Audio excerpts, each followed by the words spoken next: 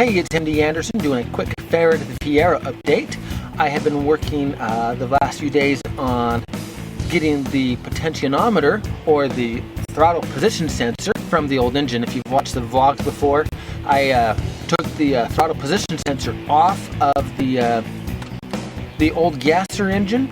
In fact, if I remember correctly, that was the episode where I caught things on fire.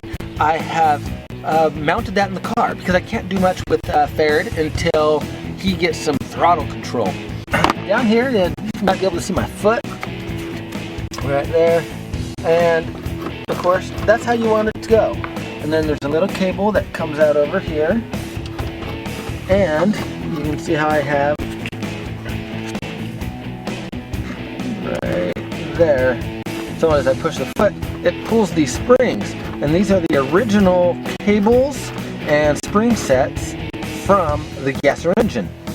There's actually two spring sets. This one was to the actual throttle, so there's a spring inside there, and then there's a second spring right here. So if I pull it halfway, this spring just wasn't long enough to go to full throttle on the pot.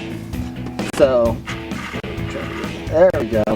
So now you can see that's the extension of the first spring, and then the second spring will take it to full. And I needed to make sure I had plenty of spring power to bring that throttle back to zero. Last thing I want is to be taking my foot off the pedal and for it to be reading an input signal, because that's going to make the car continue to go when I don't want to.